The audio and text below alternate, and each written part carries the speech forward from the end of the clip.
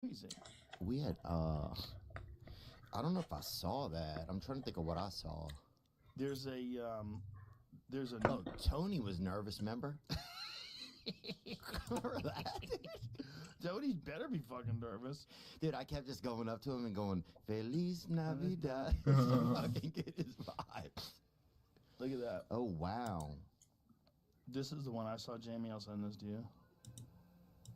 It's Oh. got music to it. This was like when I got that hair surgery. You know what I'm talking about? They play music in the background. No, but it looks like that pattern. Let me see that again. Yeah, it looks a lot like that, like a transplant. Yeah.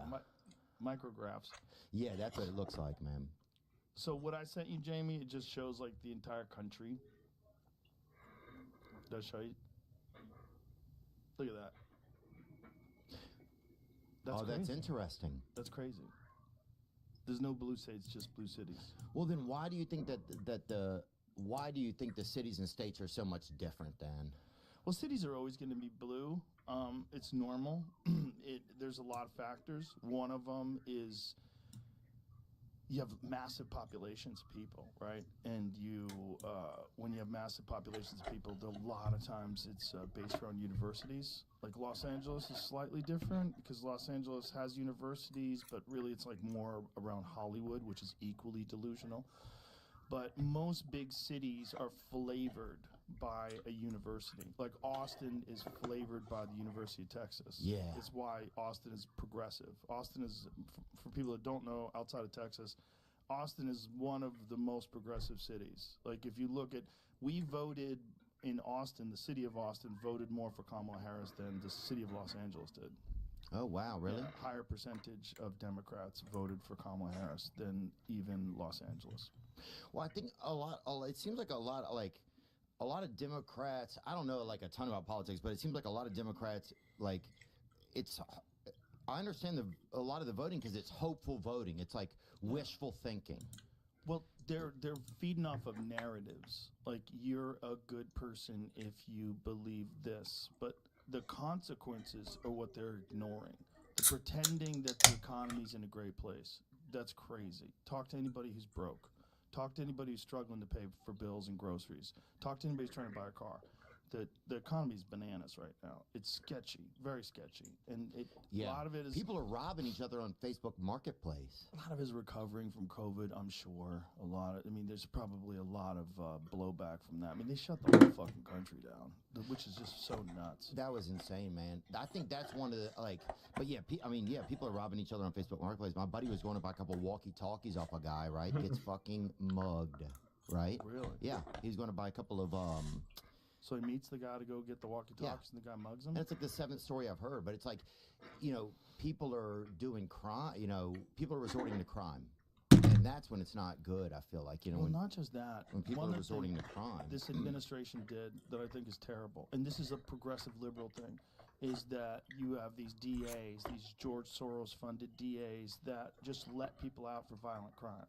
And get the no cash bail thing. And when there's no repercussions for crime, guess what? Crime goes way the fuck up. Oh yeah, if I'm a criminal and they're like, hey, it's crime time or whatever, Yeah.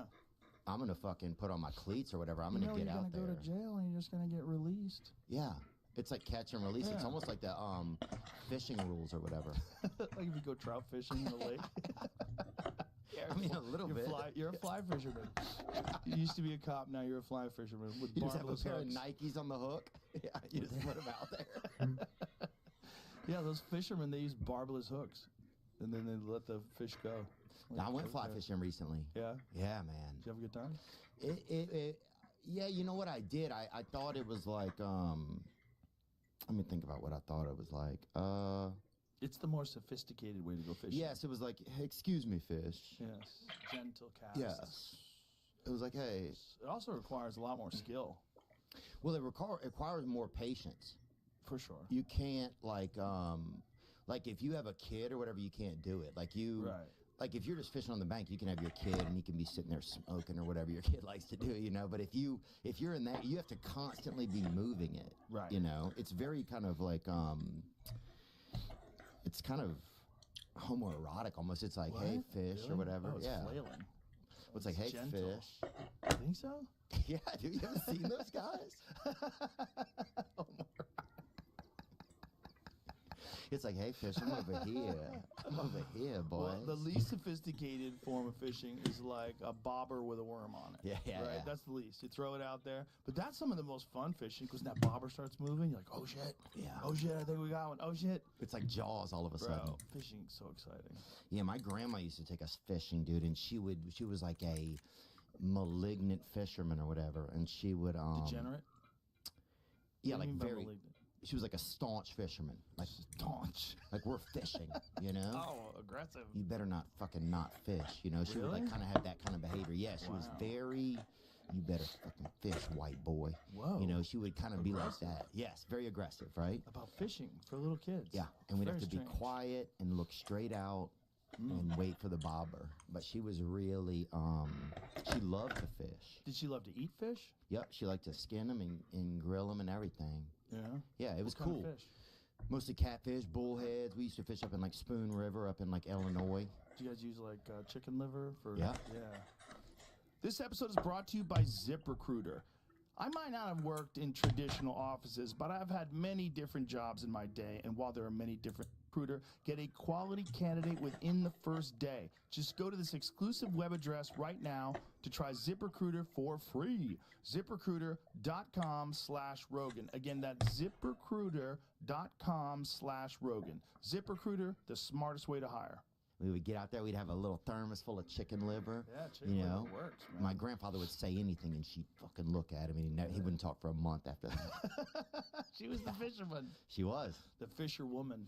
Yeah, she was. She loved to fish. I think she liked catching her own meals. Even she didn't like to hunt, but she liked to fish. What's that fucking dude's name? The chubby dude that dressed up like the devil and everybody got mad. He's a singer. Sam. What's that? Sam Smith. Yeah. He he said he wanted to be a fisher them. Oh God. Not a fisherman, a fisher her, a fisher she. A fisher them. Yeah, that's wild. The they them thing is that's the best evidence you need that people are out of their fucking minds. You can't be plural, you fucking idiot. Well, Stop.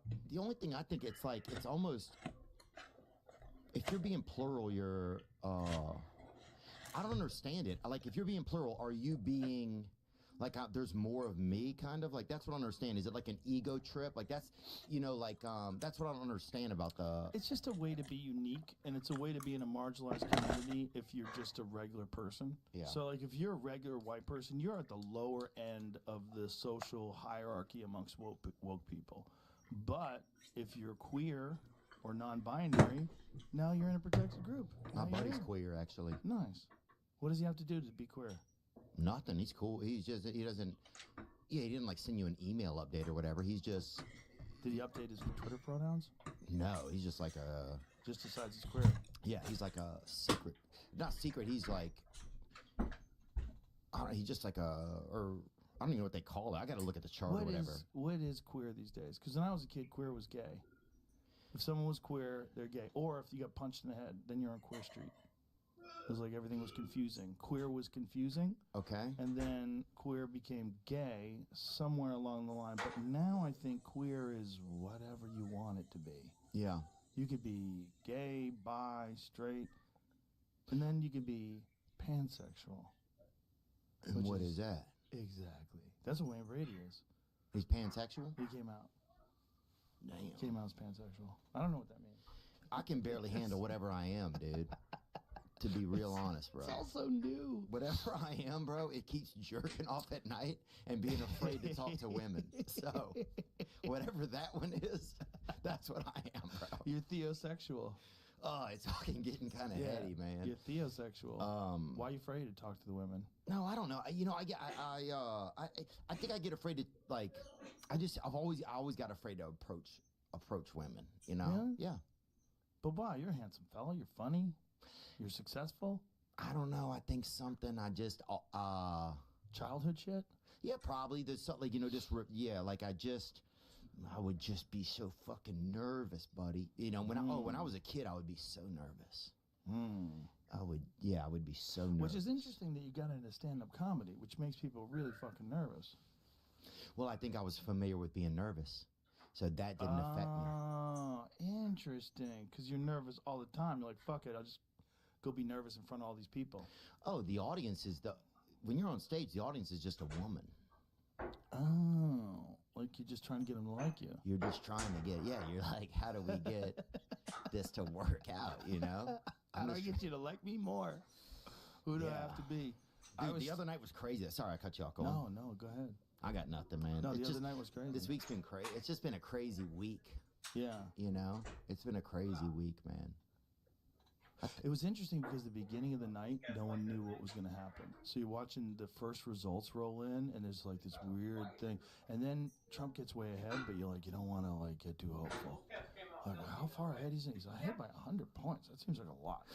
Yeah, and you're like, what is it? And some channels are like, and then every channel's kind of different. Yeah, they had different numbers. I was getting a different number off my Apple News update than I was getting off of CNN, and then I was texting people.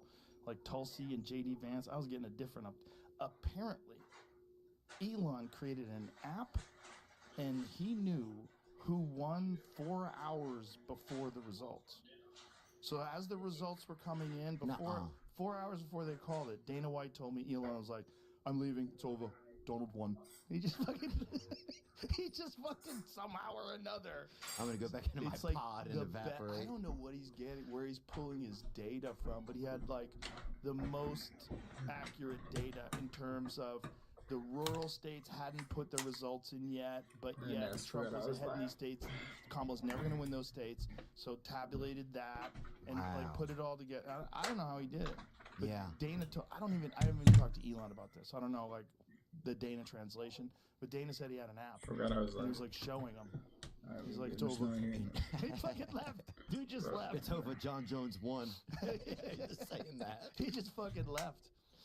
Dude, yeah, I mean, the whole thing's crazy to me. I'm so happy for, my biggest thing was I was so happy for Bobby Kennedy, man. Yeah. Because he's the only person that I super know, like, as a human, you know?